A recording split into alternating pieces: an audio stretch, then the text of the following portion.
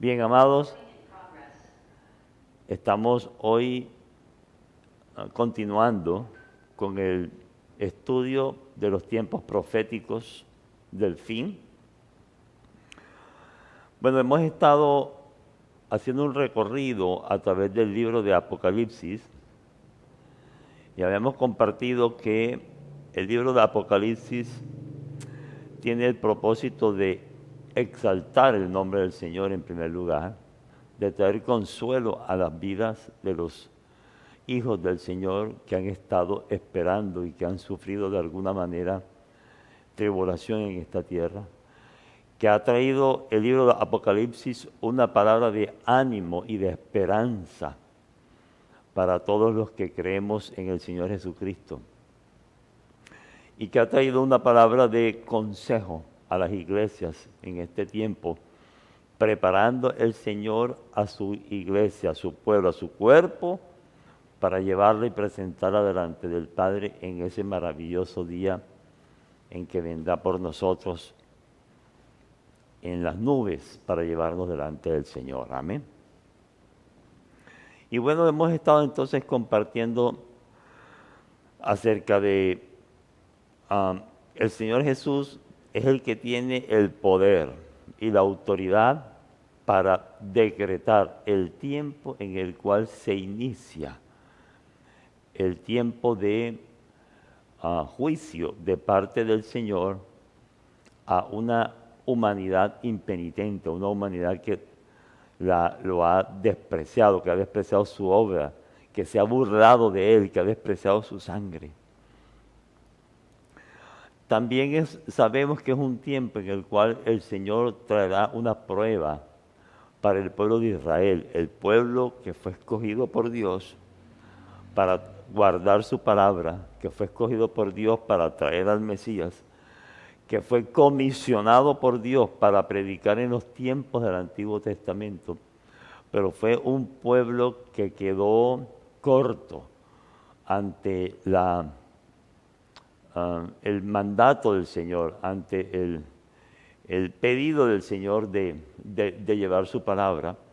Y el pueblo de Israel, que estuvo despreciando al Señor, por supuesto, entonces tendrá que pasar por un tiempo de prueba donde el Señor finalmente en su misericordia los llevará a un punto tal en que ellos podrán, a través de la tribulación, podrán reconocer al Señor Jesucristo finalmente como su Señor y Salvador, y entonces se cumplirá todo el plan perfecto y profético del Señor, también para ese pueblo, así como para toda la tierra. Entonces hemos estado estudiando los juicios. Habíamos dicho que es el Señor Jesucristo el que tiene el poder para desatar los sellos. Estos 7 sellos, Miguel, enfoca acá. Estos 7 sellos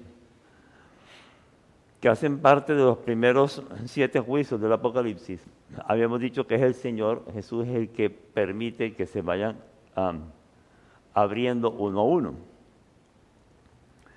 Habíamos compartido que en general son 21 juicios, pero que el 7º sello contiene los siguientes 7 juicios que se llaman trompetas. Y que en la última de las trompetas, el último de los 7 juicios, llamados trompetas, contiene los 7 últimos finales juicios que se llaman las 7 copas. ¿Ok? Y habíamos compartido ya, incluso que tal vez estamos por aquí sobre la 7ª trompeta, entrando a la 7ª. Habíamos dicho que aproximadamente en el inicio del 7º sello, donde se abren los juicios de las trompetas, estamos considerando que allí se está marcando la mitad del tiempo de la tribulación. Habíamos compartido que la tribulación son 7 años y que la primera parte, los primeros 3 años y medio, aunque habrá escasez, hambre, guerra, dificultades, todavía no se va a manifestar de manera clara, visible, el anticristo, que es ese personaje gobernante mundial que querrá manejar la tierra, que tendrá un poder político y económico y que definitivamente querrá tomar la posición que Cristo tomó. Entonces, en los primeros 3 años y medio, él se presentará como un aparente hombre gobernante mundial de paz, de seguridad, en medio del caos que reine sobre la tierra. Pero finalmente, después de 3 años y medio, él hace su aparición como realmente quién es. Un hombre que anhela ser como Jesucristo, que exige adoración a Él, y que los que no le adoren, pues serán perseguidos hasta la muerte. Y tendrá 2 grupos muy particulares dentro de los seres humanos a perseguir: los judíos y aquellos que acepten en ese tiempo al Señor Jesucristo y se conviertan en cristianos. Yo no sé por qué el anticristo va a perseguir a los judíos y los judíos se supone que no creen en Jesús. Sí, así es. ¿Por qué va a perseguir a los judíos? Esa es una pregunta tuya muy interesante. Tiene que ver con una lucha espiritual. Tiene que ver con el plan de Dios que desde el inicio de la humanidad incluyó al pueblo judío, y tiene que ver con la oposición de Satanás para cruzarse en el camino y en el plan perfecto y profético de Dios, no solo para Israel, sino a través de Israel para toda la tierra. Es interesante esa pregunta porque ahorita vamos a empezar el capítulo 12 y en ese capítulo vamos a ver unas 7 figuras clave para entender todo el conflicto que se está presentando en ese tiempo. Amén. Pero claramente hay una lucha espiritual entre el plan de Dios y la oposición de Satanás. Pero el plan de Dios incluye al pueblo de Israel. Y como lo incluye, entonces son enemigos. Satanás sabe que el pueblo de Israel es parte fundamental de sus enemigos. Porque él sabe que si el pueblo de Israel no reconoce al Señor Jesucristo, no se cumple el plan perfecto de Dios. Dios tiene un plan con la humanidad, Dios tiene un plan con el pueblo cristiano y con el pueblo judío que también se anexará. Amén, se anexará a los redimidos en aquel tiempo. Y entonces el enemigo de nuestras almas definitivamente quiere oponerse a ese plan. Ahorita más tarde vamos a ver algunas cosas que incluso a lo largo de la historia, todos los gobernantes mundiales de los imperios han pretendido dominar a Israel. Y eso tiene una base espiritual. ¿Ok? O sea que toda la persecución que ha vivido Israel, porque siempre ha sido un pueblo perseguido, su base o su raíz espiritual, esa persecución. ¿Su base es qué? ¿Perdona? Su raíz es una raíz espiritual. Claro, hay una lucha espiritual ahí. Hay una lucha espiritual. Y fíjate, Dios siempre quiso que su plan en el cual Israel estaba involucrada se cumpliera. Pero Israel no estuvo a la altura de los planes del Señor. ¿Ok? Claro, ya Dios sabía en su omnisciencia eso. Pero por eso el Señor, en ese tiempo de la tribulación, llevará a Israel a unas circunstancias tal en que ellos reconocerán nuevamente que se equivocaron y reconocerán entonces al Mesías. Y entonces el plan perfecto de Dios terminará de cumplirse. Amén. Bien. Entonces, vamos a la Biblia. Vámonos al capítulo 12, porque el lunes pasado terminamos capítulo 11. Habíamos dicho que el capítulo 11 marcaba más o menos la mitad de la tribulación que había un templo que ya se había construido, que será el tercer templo. Habíamos dicho que en ese templo que se construirá en la primera mitad de la tribulación, los judíos llegarán a un acuerdo con el anticristo para ellos volver a su continuo sacrificio, a sus costumbres de culto. Pero en la mitad de ese tiempo, a los 3 años y medio, el anticristo irrumpe, hace cesar ese continuo sacrificio y se proclama como Dios. Y se presenta como aquel a quien la humanidad entera tiene que exaltarlo. Eso hace que el pueblo judío y los seres humanos que están viviendo en esa tierra, muchos de los cuales habrán ya aceptado al Señor Jesucristo, tengan que huir, esconderse, porque entonces se formará una persecución terrible, brutal, contra todos aquellos que se opongan al reino, al gobernante mundial, el anticristo, ya reinando en Jerusalén y tomando posesión incluso del templo. Recuerde, el anticristo querrá siempre imitar al Señor Jesucristo en todo. Y la Biblia dice, la profecía dice que el Señor Jesucristo gobernará desde Jerusalén por 1000 años a la tierra. Estará en el templo. Amén. Y Jerusalén será la ciudad amada desde la cual gobernará toda la tierra. El anticristo lo sabe y quiere entonces él ser el impostor que tome ese lugar. Amén. Bien. Por eso se dice que el anticristo dice que viene de allá, que va a salir de esa tierra.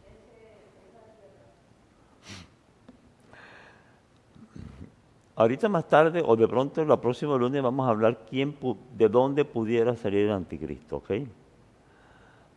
Yo pudiera adelantarte que el anticristo va a salir seguramente de algunos de los países que conformaba el antiguo imperio romano, pero también que formaba el antiguo imperio asirio. Recuerda que Roma, en aquel tiempo, en el auge y en la hegemonía del pueblo del imperio romano, conquistó no solamente Europa, sino toda la parte del norte de África, todo el área de Asia Menor y gran parte de Asia. De manera que el imperio romano llegó a dominar incluso las tierras que en aquel tiempo anterior también pertenecieron al imperio asirio. Y hay algunas características que muestran cómo será el anticristo. Pero definitivamente nadie puede decir con certeza de qué país saldrá. ¿Ok? Bien. Vamos al capítulo 12. El capítulo 12 ya estamos en la 7ª trompeta, es decir, estamos aquí. ¿Ok? Y dijimos que estamos en plena media tribulación, es decir, empezando ya los últimos 3 años y medio de la gran tribulación. Bien. El capítulo 12 es interesante porque el capítulo 12 y 13 básicamente presenta 7 figuras, 7 señales clave para entender todo el conflicto que se está presentando en ese tiempo o que se presentará. Amén. Entonces, empezamos, dice, capítulo 12, dice, apareció en el cielo una gran señal, una mujer vestida del sol, con la luna debajo de sus pies, y sobre su cabeza una corona de 12 estrellas, y estando encinta clamaba con dolores de parto en angustia del alumbramiento. Esa es la primera señal. Entonces, vamos a escribir las señales, porque estas señales son muy importantes y debemos entenderlas para poder comprender todo lo que viene. Señales, capítulo 12. Primero, la mujer, vamos a ponerla el nombre exacto, vestida de sol, encinta, o la mujer encinta, llamémosla así.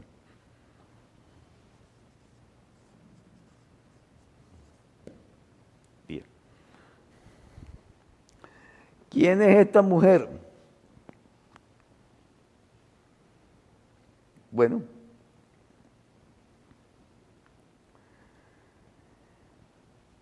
algo interesante que hemos dicho siempre es que la Biblia se explica así sola. Que interpretaciones privadas normalmente llevan a interpretaciones erróneas. Que uno de los leyes del estudio de la interpretación bíblica dice que la Biblia se interpreta a sí misma. Entonces, cuando hay ciertas narraciones que no las entendemos o no las comprendemos en su significado, en algún lado debemos buscar en la Biblia donde hay un pasaje que la explique. En este caso, quiero mostrar que esa mujer vestida del sol con la luna debajo de sus pies y sobre cabeza una corona de 12 estrellas se refiere a la nación de Israel. Amén. Bien, vamos a buscarlo.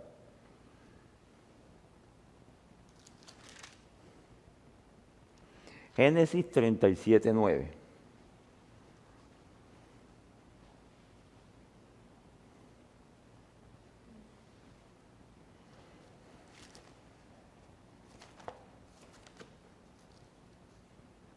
Génesis 37:9 es una visión de José. Dice, soñó aún otro sueño y lo contó a sus hermanos. José, el hijo de Jacob. Recuerde, de Jacob nació la nación de Israel. Amén. Diciendo, he aquí he soñado otro sueño, y he aquí que el sol y la luna y 11 estrellas, es decir, ellos eran 12, él vio los otros 11 hermanos, y 11 estrellas se inclinaban a mí, y lo contó a su padre y a sus hermanos. Amén.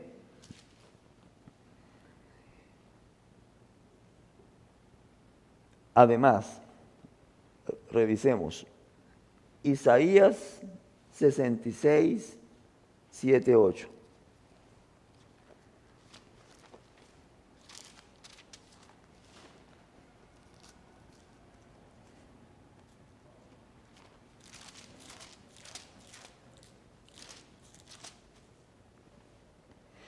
Antes que tuviese de parto, dio a luz.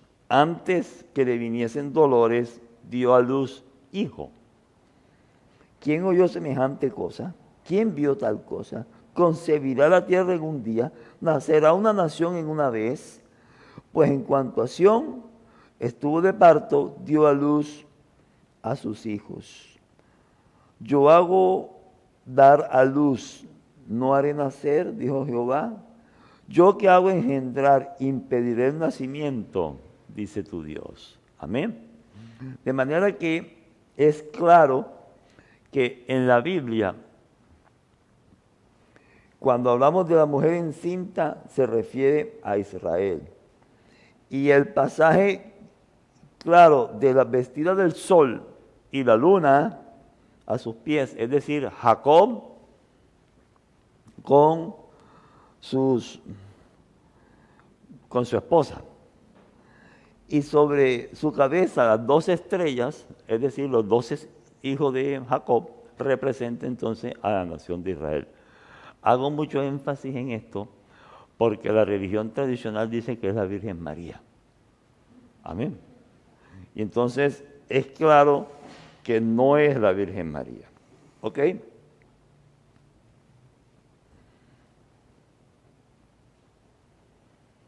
Ahora, dice,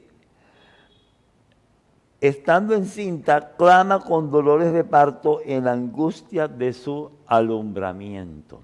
¿Qué es lo que está alumbrando? Con dolores de parto, está alumbrando el conocimiento del Señor Jesucristo, el nacimiento en sus corazones.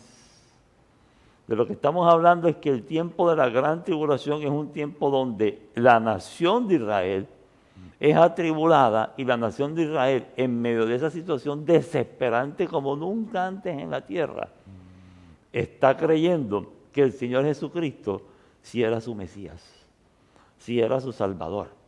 Y está reconociendo que entonces Él es el enviado del Señor para salvarlos. Amén. Entonces vamos a poner otra señal. La otra señal es el hijo, ¿ok? El niño. La segunda señal, vamos a poner el hijo varón, ¿ok?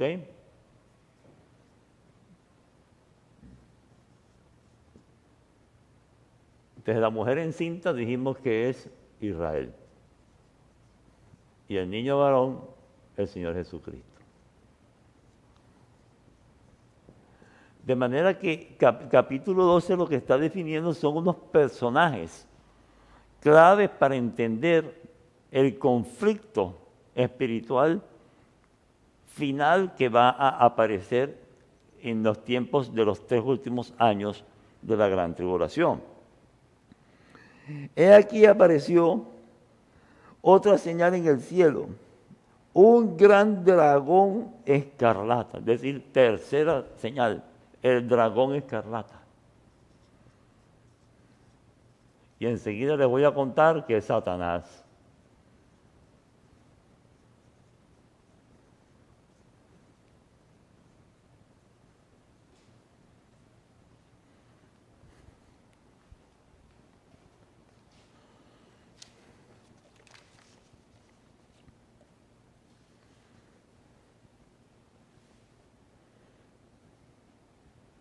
¿Sabes, Eliana?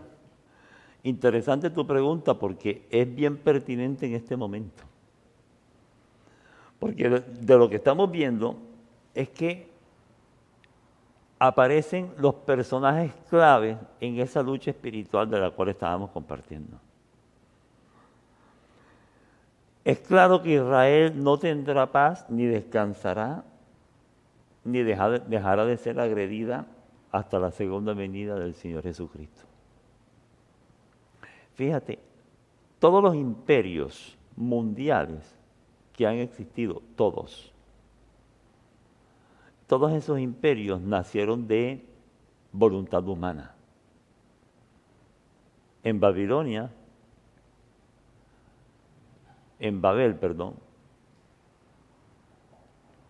cuando la raza humana fue dispersada, los seres humanos, la gran primera revuelta de los seres humanos en contra de la autoridad de Dios, decidieron agruparse para contender contra Dios. Y desde allí nacieron todos los intentos de los seres humanos por rebelarse contra la autoridad de Dios y por formar sus propios gobiernos de hombre. Y desde allí se estableció toda una guerra, toda una lucha espiritual.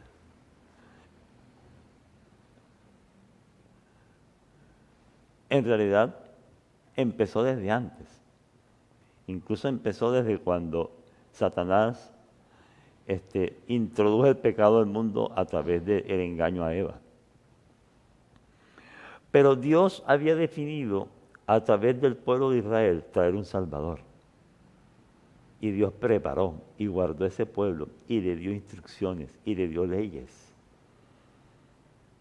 Y lo bendijo para traer a ese Salvador.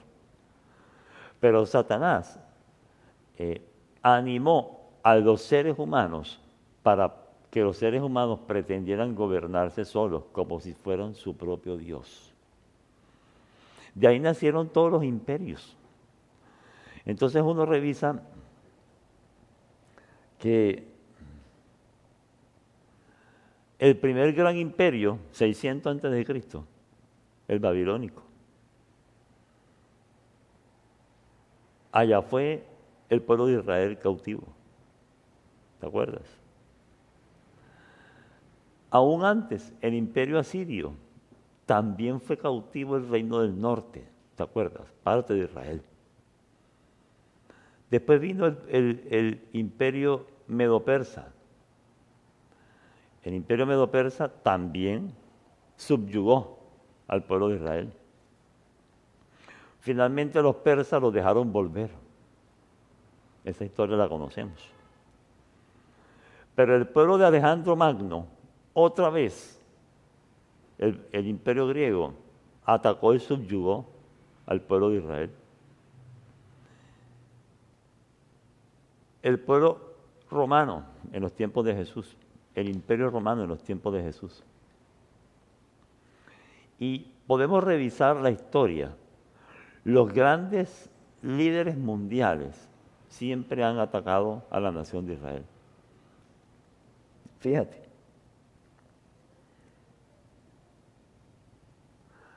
Cuando la Segunda Guerra Mundial, es sorprendente, pero la guerra era de Estados Unidos y Rusia contra Alemania e Italia.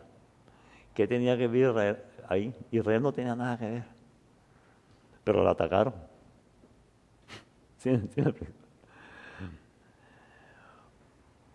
Cuando los generales, los 4 aquellos generales en el imperio griego tomaron la posesión de Alejandro Magno, hubo una gran disputa, yo lo conté el lunes pasado, entre Ptolomeo, que tomó el norte de África, y Seleuco, que tomó el área de Asia Menor, donde está Turquía, donde está Irak. Y en esa disputa, en esa guerra entre ellos dos, un descendiente de Seleuco, que se llamó Antíoco IV, decidió invadir a Israel y decidió profanar el templo. ¿Qué tenía que ver Israel ahí? Te das cuenta que hay algo espiritual ahí. La guerra para hablar de estos tiempos, la guerra que tuvo Estados Unidos con Irak, con Saddam Hussein, ¿qué tenía que ver Israel ahí? Nada. Atacaron a Israel. Cuando Israel fue en 1948, un poco antes, declarada nación por voluntad de Dios, por la ONU, todas las naciones árabes atacaron a Israel. Y la consigna era borrar a Israel del mapa. Así fue también en 1967.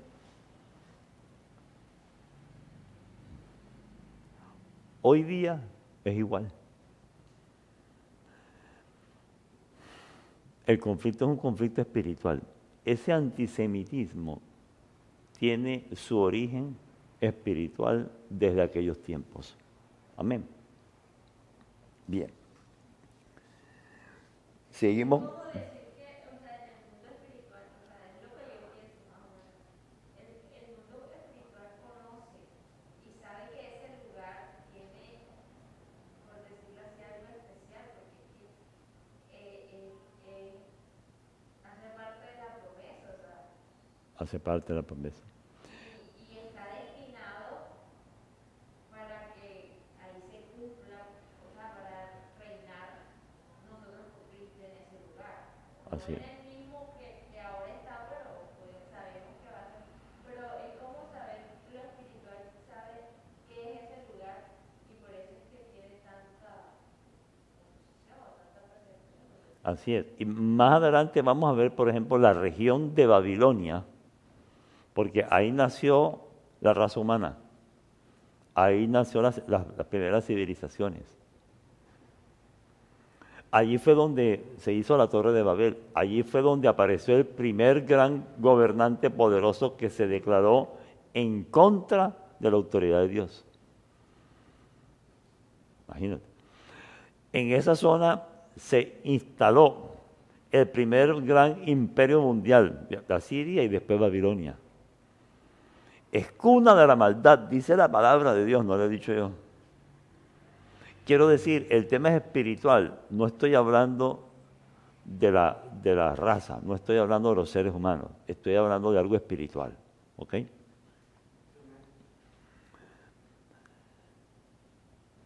Y por el otro lado vemos la nación de Israel, el área geográfica que Dios decidió desde aquel tiempo donde habitaría. Canaán, ¿te acuerdas? Es sorprendente, pero, y no sé por qué estoy hablando de esto ahora, pero fíjate. El enemigo sabía que Dios tenía para el pueblo de Israel esa área de Canaán. La Biblia dice que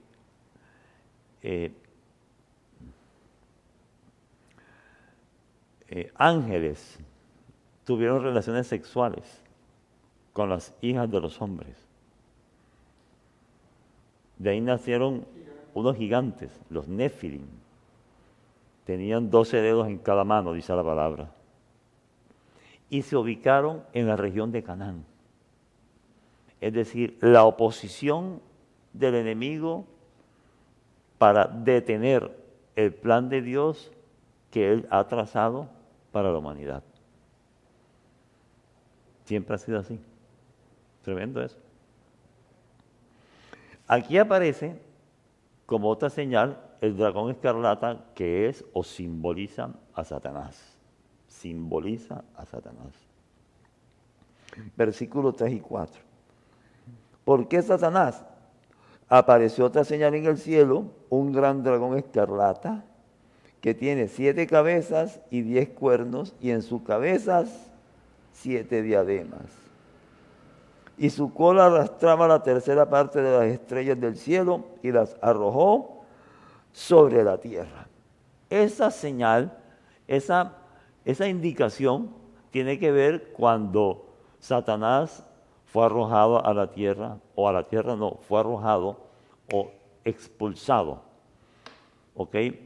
Al primer y segundo cielo en su rebelión cósmica contra Dios, ¿ok? Pero además de eso habla de 7 cabezas y 10 cuernos. Las 7 cabezas son los 7 imperios mundiales que han atacado siempre al pueblo de Israel. ¿Cuáles son? 7 imperios.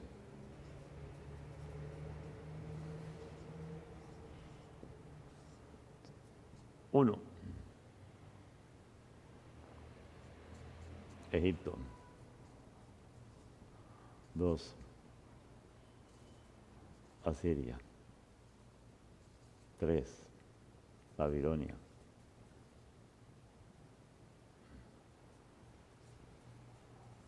4, Medo-persas. 5,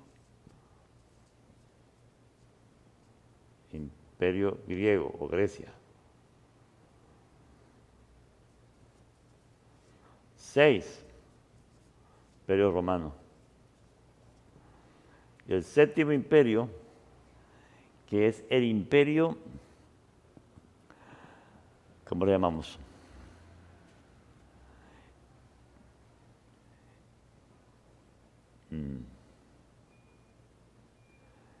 Es el que se representa con los 7 dedos de los pies.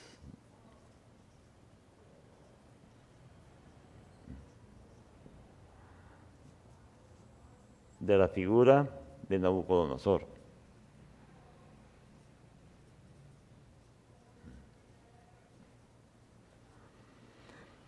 Este 7º imperio es el imperio que actualmente se está formando. Es un imperio global. No son 7 dedos, son 10 dedos. De esto vamos a hablar más tarde. Pero en estos 7 imperios, a lo largo de la historia, siempre ha estado Satanás guiando a esos imperios para establecer su voluntad en contra de la voluntad de Dios. Y siempre ha estado Israel como un punto de conflicto y de persecución a lo largo de la historia. ¿Ok?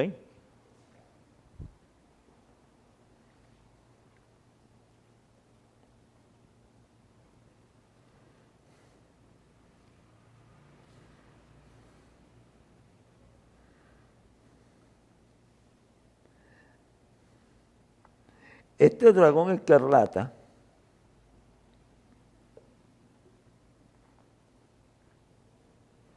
dice que tenía 7 cabezas y 10 cuernos. Es interesante esto. Escúchame acá. Los 10 cuernos representan 10 naciones que en este tiempo están, y dice la palabra, formarán una confederación de naciones para apoyar la venida del anticristo. ¿Ok? Bueno, y se ha hablado bastante acerca de esas 10 naciones. Alguna vez dijeron que era la Comunidad Económica Europea. No es así. De hecho, la Comunidad Económica Europea tiene muchísimos más países. ¿Ok? Pero muy probablemente puede ser la ONU. Porque la ONU, ya lo vamos a ver también probablemente, la ONU tiene la representación de 15 países, pero tiene 10 países que son los que conforman el grupo decisorio. En esas 10 sillas se sientan 5 países que son fijos: Estados Unidos, Rusia, Gran Bretaña, no recuerdo si Francia, no recuerdo el otro país. Y los otros 5 escaños son elegidos por periodos de entre los otros países. Pero son 10 países que forman el grupo decisorio en la ONU. ¿Ok? Bien. Hay algunas características importantes de este imperio y los estamos viviendo en este tiempo actual. Es decir, estamos en el último imperio antes de que venga lo que se llama el 8º imperio, que será el imperio del anticristo. Pero antes de que venga, la iglesia es arrebatada. ¿Ok? De manera que esta es otra muestra, otra señal de que estamos en los últimos tiempos. Bien, entonces dice que Satanás tiene 7 cabezas y 10 cuernos. Cabezas representa imperio, cuernos representa gobiernos de países. Amén. Entonces, está clara la figura de Satanás en medio de este conflicto. Dice, y el dragón, es decir, Satanás, en la visión que está teniendo Juan, y el dragón se paró frente a la mujer que estaba para dar a luz a fin de devorar a su hijo tan pronto como naciese.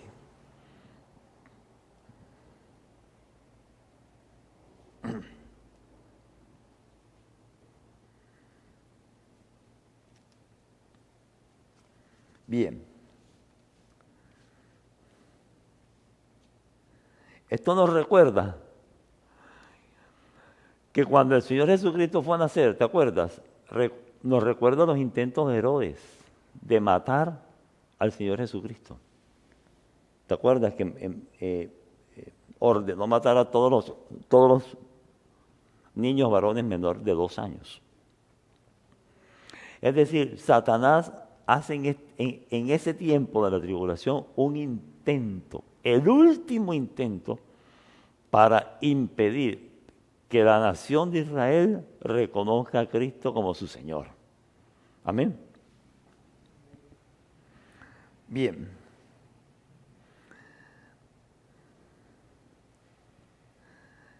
Y ella, o sea, la mujer, es decir, la nación de Israel, dio a luz a un hijo varón. ¿Quién es ese hijo varón? Pero mira lo que dice, que regirá con vara de hierro a todas las naciones. Esa es una definición específica que está en Apocalipsis. Pero no solamente está en Apocalipsis, también está en el libro de Daniel y está en Salmo 2:9. No lo vamos a leer porque si no, no vamos a acabar. ¿Ok? Pero la Biblia dice que el Señor Jesucristo, en el tiempo que vuelva a gobernar sobre la tierra, regirá con vara de hierro. Es decir, vendrá con autoridad, pero también a establecer el justo juicio de Dios sobre aquellos que lo han despreciado. ¿Ok? Bien.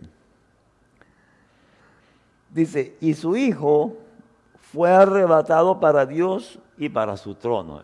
Es decir, está establecido que el Señor Jesucristo vendrá a tomar el trono de David, tal como el Señor, como el Padre lo declaró. Amén.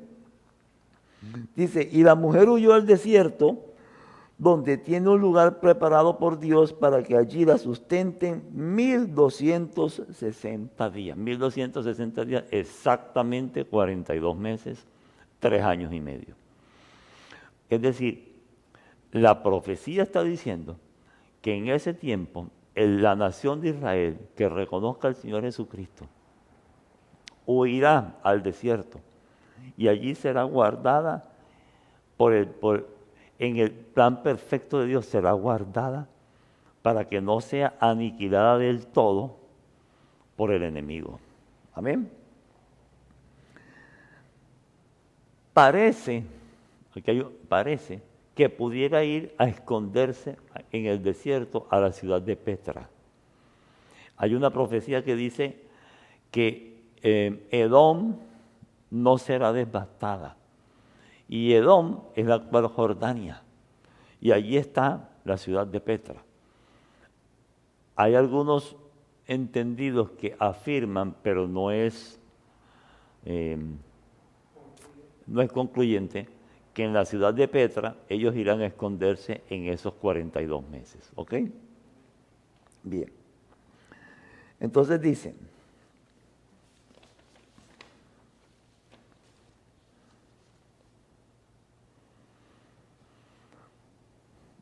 hubo una gran batalla en el cielo. ¿Te das cuenta que es espiritual la cosa? Miguel y sus ángeles luchaban contra el dragón y luchaban el dragón y sus ángeles, pero no prevalecieron ni se halló ya lugar para ellos en el cielo. Entonces, otro actor principal, Miguel, lo voy a llamar aquí Arcángel Miguel.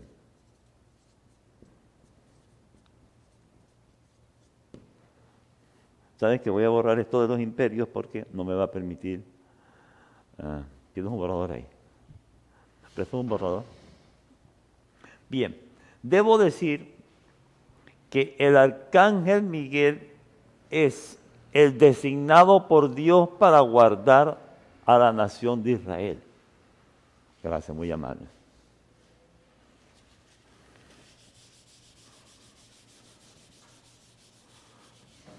Debo decir adicionalmente que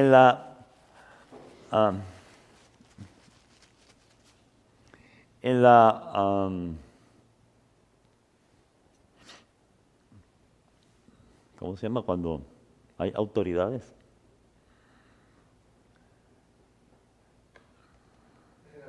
Jerarquía, gloria al Señor. En la jerarquía angelical hay arcángel,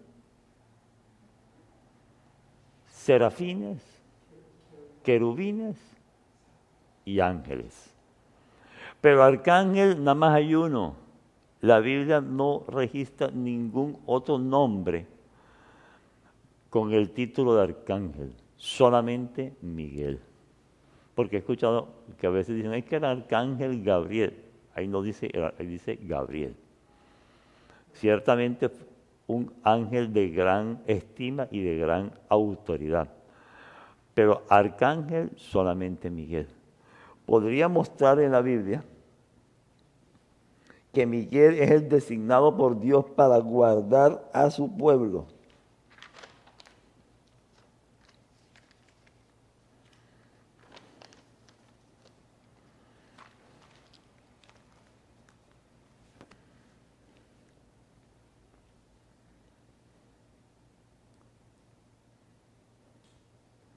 Daniel 10:13 y Daniel 12:1.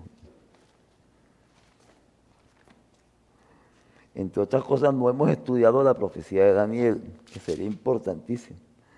Pero Daniel 12:1 dice, en aquel tiempo, y está hablando de ese tiempo, se levantará Miguel, el gran príncipe que está de parte de los hijos de tu pueblo.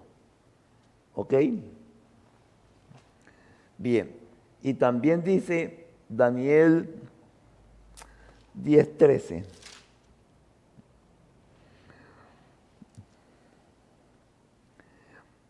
Mas el príncipe del reino de Persia se me opuso durante 21 días, pero aquí Miguel, uno de los principales príncipes, vino para ayudarme y quedé allí con los reyes de Persia.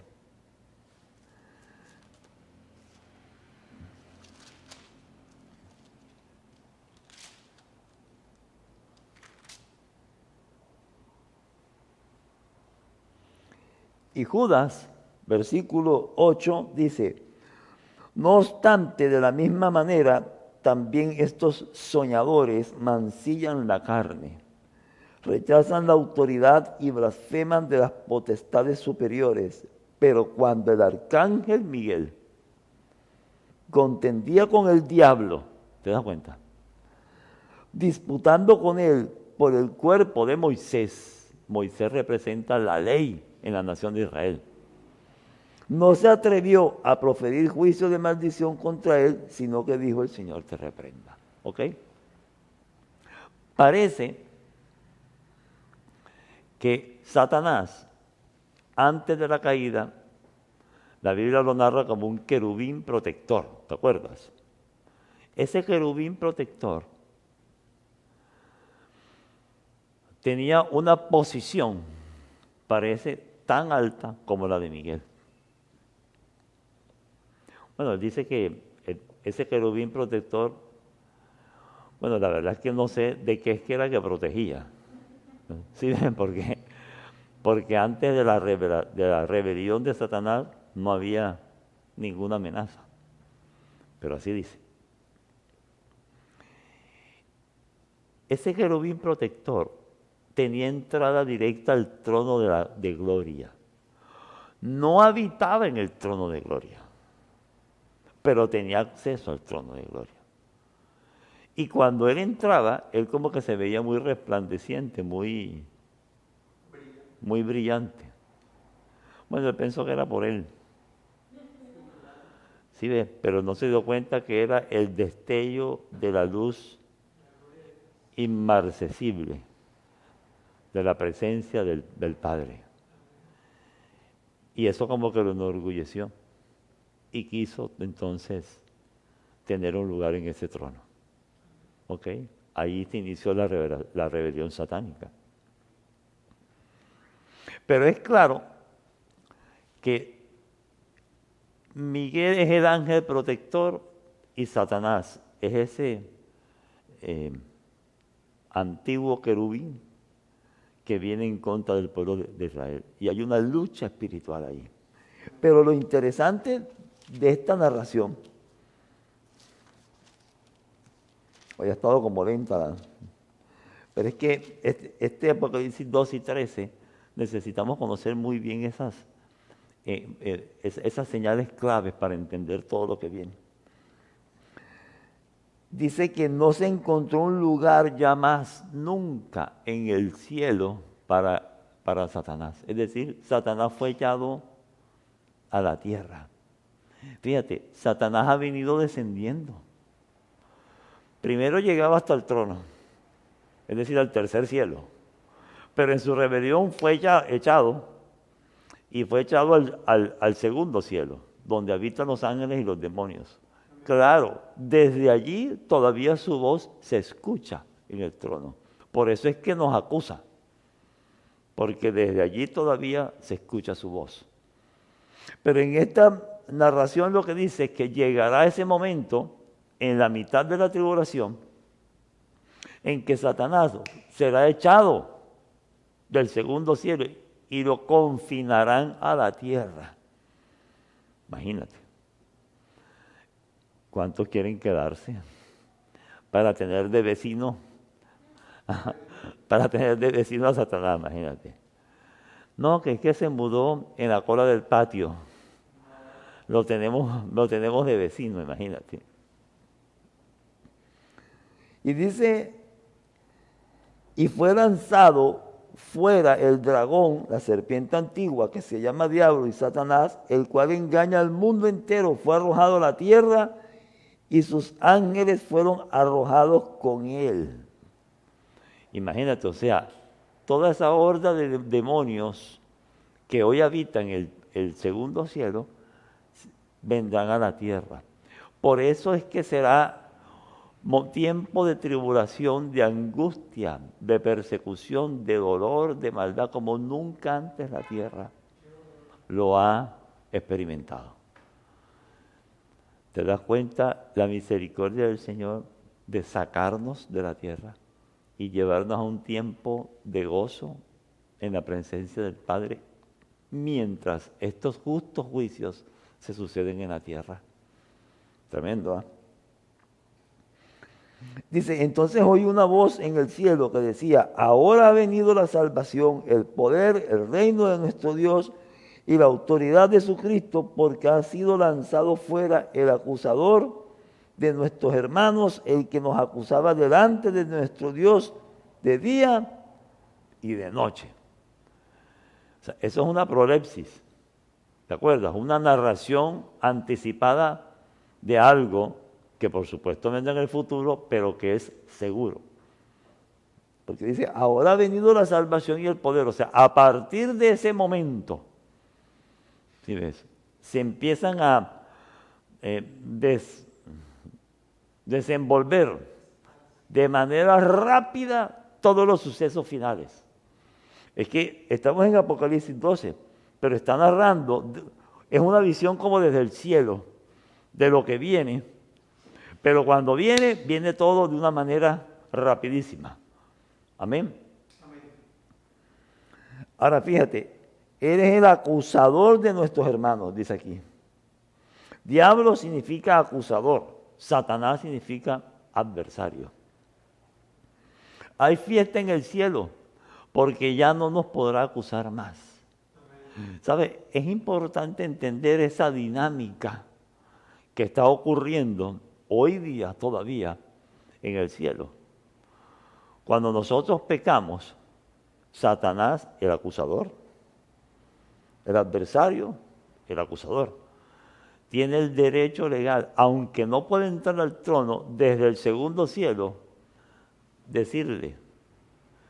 le dice a Dios, no los puedes bendecir, porque ellos están infringiendo tu ley. O sea, no puedes ser tú, dejarías de ser santo si los bendices, estando él o él en pecado. Por eso es que es necesario cada mañana y cada noche ir delante del Señor a exponernos, a exponer nuestra vida, a confesar nuestros pecados, porque tenemos un abogado que es fiel y justo para perdonarnos. Amén. Pero solamente hay posibilidad de que Dios nos bendice en la medida en que nosotros reconocemos, confesamos y le pedimos a nuestro intercesor y a nuestro abogado que nos perdone, que pague por nosotros la culpa, para que entonces el acusador deje de pedir que seamos sin bendición. Tremendo eso. Esa fue la visión que tuvo Zacarías. ¿Te acuerdas de Zacarías 3? Vamos a mirar un momento.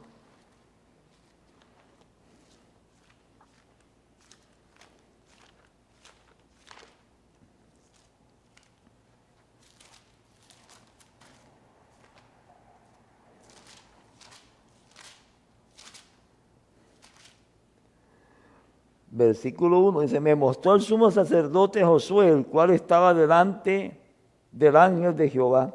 Dice, y Satanás estaba a su mano derecha para acusarle. ¿Te das cuenta que es el acusador? Y dijo Jehová a Satanás, Jehová te reprenda, oh Satanás. Jehová que ha escogido a Jerusalén te reprenda.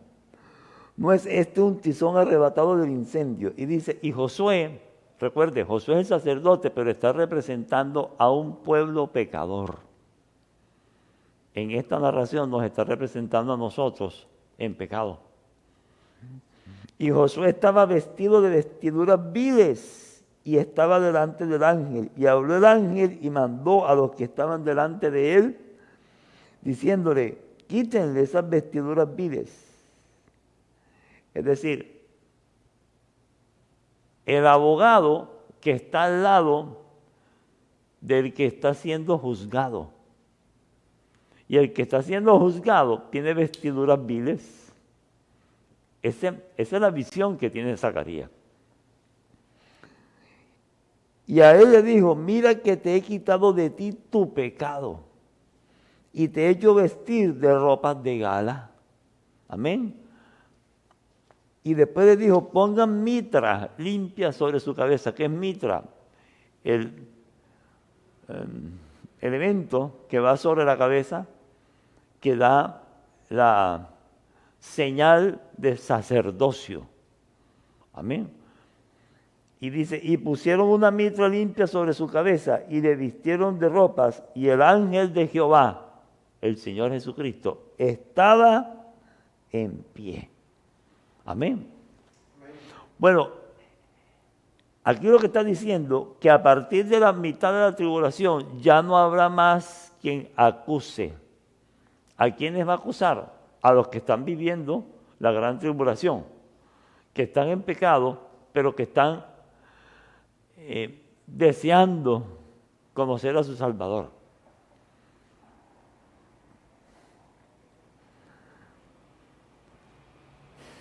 Dice, y ellos le han vencido. ¿Quiénes? Los santos de la tribulación. Los que han aceptado al Señor Jesucristo, pero que están viviendo en esa tribulación y que están en un grave peligro de ser asesinados. Ellos le han vencido por medio de la sangre del Cordero, claro, de la palabra del testimonio, o sea, de ser fiel a la palabra, y menospreciaron sus vidas hasta la muerte. Amado, es entender que en ese tiempo la vida en esta tierra ya no tiene importancia. De lo que se trata es de agarrarse de la última oportunidad, aceptar al Señor Jesucristo y no negarlo nunca. Y si es necesario, morir, pero ganar la vida eterna. Amén. Recibir la vida eterna. Amén. Amén. Ahora, fíjate, es interesante saber o recordar que Dios quiere que su iglesia no pase por eso. Que nos está preparando en este tiempo precisamente para guardarnos de la hora y de la prueba. Que si nos disciplina en este tiempo es porque todo buen padre disciplina a su hijo para que no se le pierda. Amén. Y entonces la disciplina viene a ser causa de gozo y no de tristeza, porque produce el fruto apacible de justicia. Amén. Por lo cual alegraos cielos y los que moran en ellos. O sea, en el cielo ya hay fiesta, porque ya no van a escuchar más la voz de Satanás acusando a los hermanos que están en la tierra. Pero dice, pero hay de los moradores de la tierra, porque el diablo ha descendido a vosotros con gran ira, sabiendo que tiene poco tiempo. El enemigo, bueno, tenía esa idea, pero no la terminé, la voy a terminar ahora. Siempre ha venido descendiendo. Descendió de la posibilidad de ir al tercer cielo, descendió al segundo cielo. Ahora descendió aquí a la tierra. Pero más adelante vamos a ver que va a descender al abismo, que parece que está en el centro de la tierra por 1000 años. Y después va a ir al lago de fuego por siempre. Amén. Y él sabe eso. Como él lo sabe, su propósito predilecto es engañar a la mayor cantidad de almas a lo largo de la historia de la humanidad, para que a donde él va, esas almas también vayan. Es una pregunta muy descabellada, pero es que siempre me la he hecho. El diablo, o sea, no tiene, por decirlo así, o sea, él ya está sentenciado. ¿Sí? Él no tiene Salvación. oportunidad alguna. No tiene. ¿Y cuál es tu pregunta? El día de la rebelión de Satanás, Dios determinó que él para siempre estaría condenado. ¿Ok?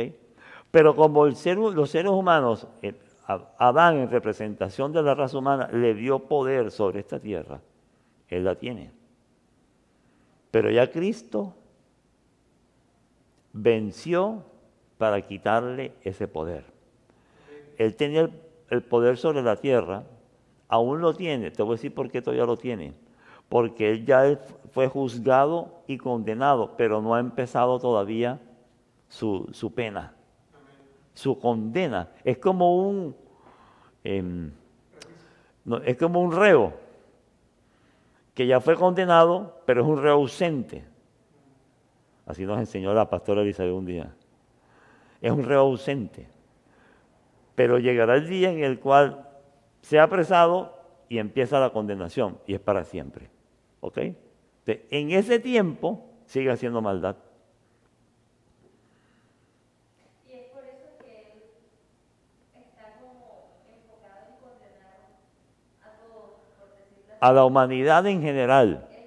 Pero particularmente odia a los seguidores de Cristo. Y particularmente odia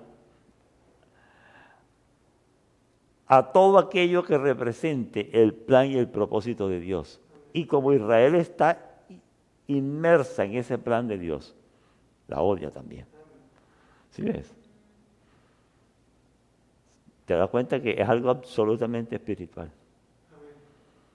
Ahora, el enemigo animó a la raza humana a levantarse en rebeldía contra Dios como él lo hizo. Pero además lo animó a crear su propio patrón de vida donde Dios no cabe, donde la salvación no es necesaria, donde por sus propias leyes y por su propio sistema de valores se gobiernan sin tener en cuenta los valores de Dios. Eso es lo que se llama religión. La religión, una vez compartí, todas las religiones del mundo, aclarando que el cristianismo no es una religión, sino una relación con el Salvador. Pero las religiones del mundo, todas, tienen dogmas definidas por hombres en sus propios criterios y por ellas se rigen. Dogmas que siempre, que en todas las religiones hay algunas de ellas que van en contra de lo que la palabra dice, de lo que Dios quiere. Religión, otra vez, Ligión, ligis, ligar. Religión viene de los vocablos que significa volver a ligar. Es el intento de los seres humanos de volver a conectarse con Dios, pero por medios humanos, por sus propias ideas. Y eso nació como motivación de las naciones, de los seres humanos, como motivación grupal, nació en Babilonia. ¿Sí ves? En la tierra de Sinar. Dice que es la tierra del pecado. Imagínate. Así que lo que estamos viendo ahora es el inicio de la culminación de toda esa lucha espiritual que se ha vivido a lo largo de la historia de la humanidad. Eso es de lo que estamos hablando. Que será una lucha terrible espiritual, pero que Dios en su misericordia ha decidido que su pueblo, su iglesia, no esté presente. Sino que mientras tanto estaremos gozosos con el Señor, viendo a nuestro Rey cara a cara, siendo recompensados por nuestro servicio durante el tiempo que vivimos en la tierra, preparándonos para una cena que es la celebración de la boda del Cordero, y después para venir a la tierra a gobernar con el Señor en 1000 años de paz. Amén. Imagínate tú. Por eso es que mejor ser atribulados ahora, para después estar gozosos. Amén. Y no disfrutar de esos placeres que el mundo ofrece, para después estar en tribulación eterna. ¿Qué me decías? O sea, es como preguntar si Dios se duele por esas personas que van a ser tribuladas. Se duele en su corazón. Es que lo que pasa, Eliana, es que el periodo de tribulación, en últimas, es la misericordia de Dios al extremo. Como quien dice, una vez más, preparo algo para llamar tu atención de manera dramática, para que en el último intento, el último vagón, tú lo tomes. Como la saya Sí, en mar, para que se agarre, se aferre la tabla. Así es. Y podemos entender que lo que estamos viviendo ahora, porque vemos la noticia y lo que pasa de un lado de otro lado, es la misma misericordia de Dios también para hacernos como recapacitar o despertar nuestros ojos a saber de que en serio ya el tiempo se está agotando. Amén, así es. Es que, ¿sabes qué? Debo decirlo de esta manera porque se lo escuché a un pastor. Dice que Dios llama con amor, después llama con disciplina, después llama con trituración, pero llama. ¿Sí ves? Pero llama porque en últimas es el deseo ardiente de su corazón de que no nos perdamos. ¿Cierto? Así sea que entren como chamuscados y oliendo fuego, pero que entren. ¿Sí ves? En la gran tribulación habrá gente que entrará como chamuscado. ¿Sí ves? Pero habrán salvados. Porque si no hubiera salvado, no hubiera predicación. Ya hemos visto que los 144,000 judíos predicarán a los judíos y muchos se salvarán. Sí, ya hemos visto que los 2 testigos también judíos. ¿Te acuerdas? Elías probablemente y Moisés. predicarán y muchos serán salvos. Pero muchos gentiles también serán salvos, pero tendrán de pronto que perder sus vidas y sufrirán, sin lugar a dudas, una persecución, una angustia, unos horrores como nunca antes. Amén. Bien, no sé si seguimos 8 y 10, 5 minutos más, ¿les parece? Porque vamos a definir, les dije que eran siete señales, 7 personajes. En el capítulo 12 hay 5, así que nos hace falta uno, ¿cierto?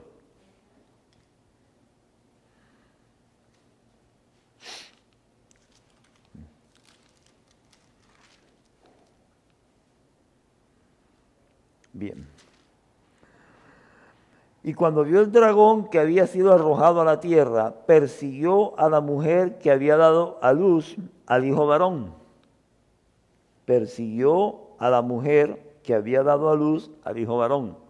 Es decir, persiguió a la nación de Israel, al remanente de Israel. ¿Ok? Ahí está la otra señal. Quinto, el remanente de Israel.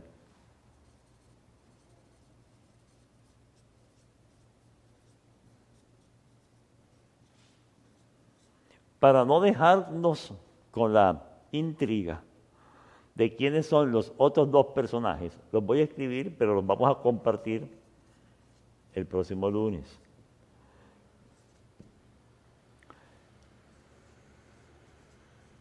La bestia que sale del mar,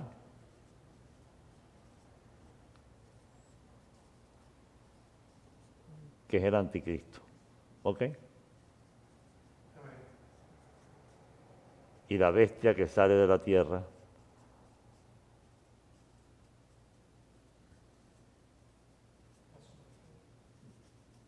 que es el falso profeta.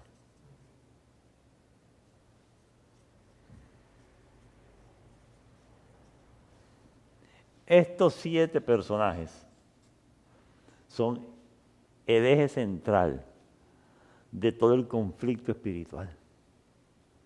Amén. Bien.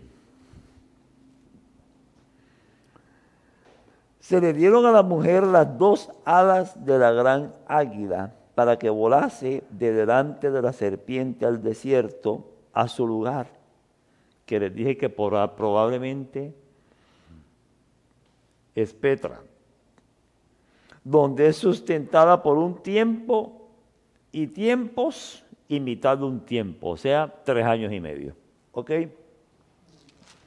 Es interesante esa figura de las 2 alas del águila. Esta imagen de las alas del águila proviene del Antiguo Testamento. ¿Te das cuenta? Es que si hay algo que a mí me gusta tanto, es como la Biblia se va como explicando a sí misma, pero como una telaraña, ¿sí ves? Y se va como extendiendo y se va mostrando y se va revelando, amén, de una manera maravillosa.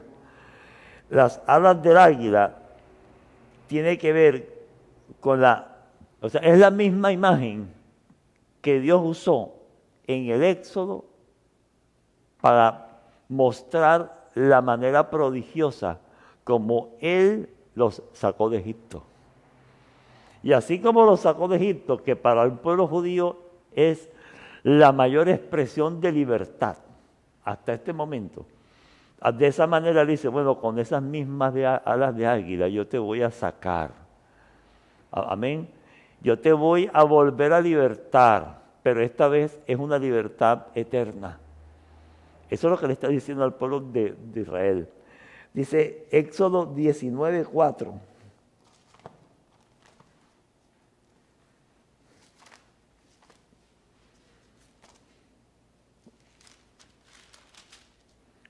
Mira cómo le dice. Vosotros visteis lo que hice a los egipcios y cómo los tomé a ustedes sobre alas de águila y los he traído a mí. Me parece tan hermoso eso. El Señor le está diciendo en medio de la tribulación, Es que para un judío esas alas de águila tienen un significado enorme. ¿Sí ves? Es sentir la protección. El águila es el ave por excelencia, de autoridad y de fortaleza y de poder. Y entonces le dice, así como yo te guardé y te tomé y te saqué cuando estabas perdido y no había ninguna posibilidad. Pero aquella vez fue en lo terrenal. Ahora yo lo voy a hacer para que en lo espiritual, ahora que estás perdido, ahora que estás sin ninguna probabilidad, yo lo voy a hacer de nuevo para sacarte, para mostrarte mi amor, para mostrarte mi misericordia.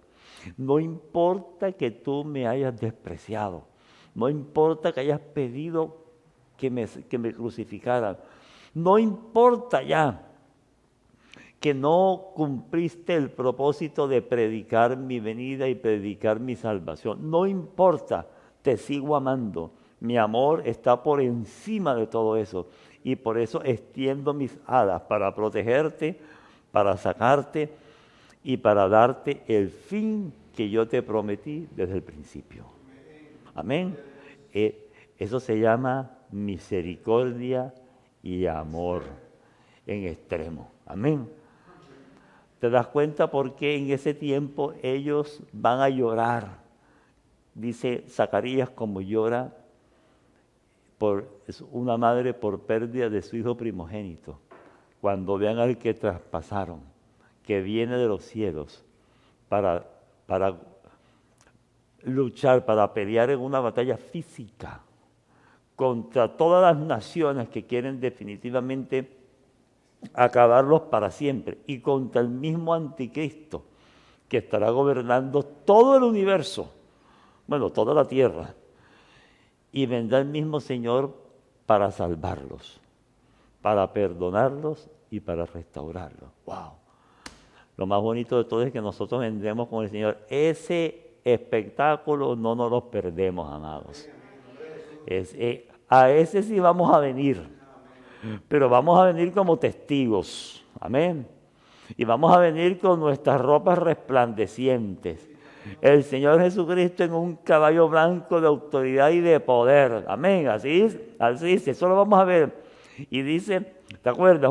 En un caballo blanco montado y en su muslo una frase que dice, Rey de Reyes y Señor de Señores. Y Él vendrá con su ejército celestial, pero con sus santos en sus caballos blancos también acompañándole, como un cortejo celestial, vendremos todos juntos. Yo estoy creyendo que ya mi caballito está por ahí, amén, amén, tú también tienes el tuyo, amén, y entonces vendremos con el Señor en ese tiempo. Y dice, y la serpiente arrojó de su boca tras la mujer agua como un río, para que fuese arrastrada. Es una figura que no se sabe qué es, pero evidentemente Satanás haciendo un intento enorme, de manera profusa, para hacer que Israel no vaya al desierto a esconderse, sino para acabarlos. Y dice, pero la tierra ayudó a la mujer, pues la tierra abrió su boca y tragó el río que el dragón había echado de su boca. Entonces el dragón se llenó de ira contra la mujer y se fue a hacer guerra, mira lo que dice, contra el resto de la descendencia de ella. Es decir, aquí está el personaje, el remanente de Israel. Amén. El resto de la descendencia de ella. Pero también dice, los que guardan los mandamientos de Dios y tienen el testimonio de Jesucristo. Es decir, judíos convertidos y pueblos, gentes de otras naciones que ya han creído en el Señor Jesucristo. Y aquí entonces se presenta el momento álgido de toda la confrontación, que lo vamos a ver el próximo lunes. Amén. Vamos a orar. Padre que estás en el cielo, Señor, gracias por este tiempo, gracias por tu palabra, gracias por tu amor, por tu gran misericordia, Señor. Señor, gracias porque tus tus juicios son justos, Señor, y tu palabra es verdad, pero tu misericordia es nueva cada mañana. Señor, y tu amor es un amor incomprendible para nosotros, Señor. Gracias, mi Rey, porque nos amas, porque nos guardas, porque nos enseñas, porque nos separas, Señor, porque preparas todo, mi Rey, para no tener que juzgarnos con el mundo, Señor. Hoy te damos toda gloria y toda honra, Señor. Nuestro corazón, Señor, está gozoso, porque aunque pasemos tribulaciones en esta tierra, en este tiempo, Señor, sabemos que nuestro destino es un destino glorioso. Señor, y que tú recompensas a los valientes, que tú recompensas, Señor, a los que permanecen, Padre. Así que te damos toda la gloria y toda la honra en esta noche, Señor. En el nombre de Jesús, amén. Amado, Dios te bendiga, Dios te guarde. Te bendigo, doy gracias a Dios por tu vida y nos vemos el próximo lunes con el favor del Señor. Jehová los guarde y Jehová los bendiga, amados. Amén.